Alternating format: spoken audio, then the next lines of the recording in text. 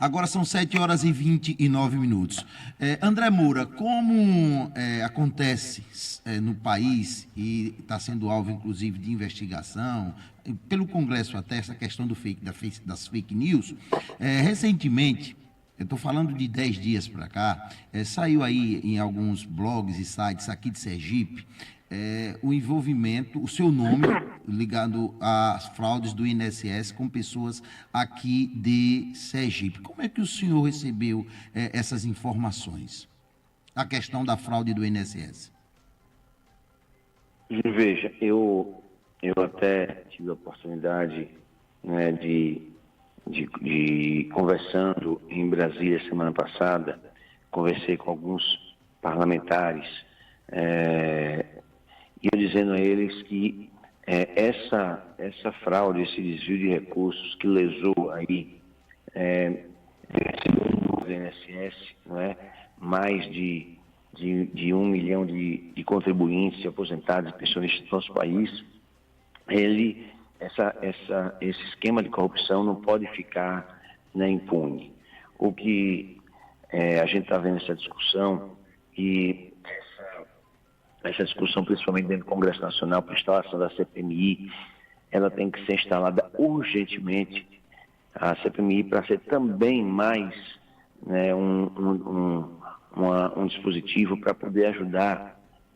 aos órgãos que estão naturalmente fazendo toda a investigação, para poder ajudar eles com mais informações que possam desvendar esse mistério que lesou milhões de contribuintes e que pode não ser somente dentro do período do governo Lula, mas pode ser também de outros governos. A CPMI, que eu inclusive ontem estava vendo a imprensa nacional,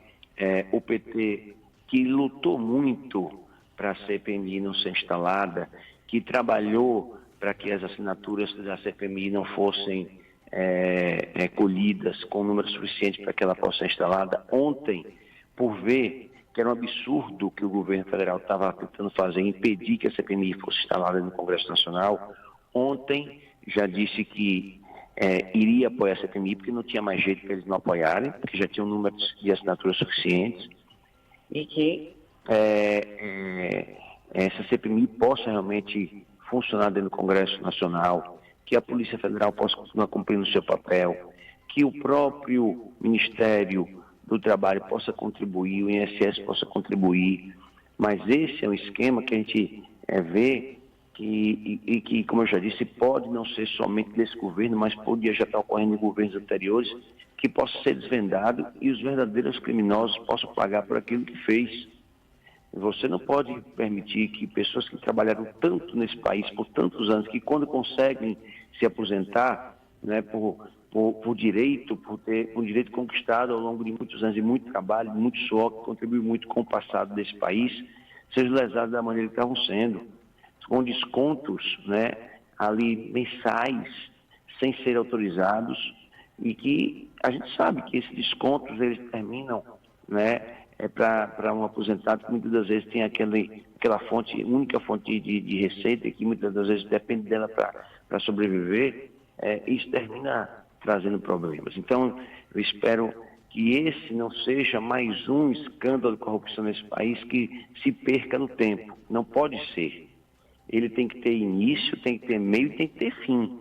E o que o fim das investigações seja, né, realmente descobrindo aqueles que lesaram os contribuintes do nosso país, os aposentados pensionistas, que eles possam serem penalizados, serem identificados, que eles paguem pelo que estão fazendo, que eles fizeram. E que os aposentados pensionistas, o governo, que já anunciou que fará isso, que faça a devolução mais urgente possível desse recurso, porque os aposentados pensionistas não têm culpa se o sistema do INSS permitiu que fraudes como essa fossem instaladas no seu sistema. Então, que o governo federal possa devolver, né, aos aposentados pensionistas aquilo que eles foram roubados ao longo desses anos, e que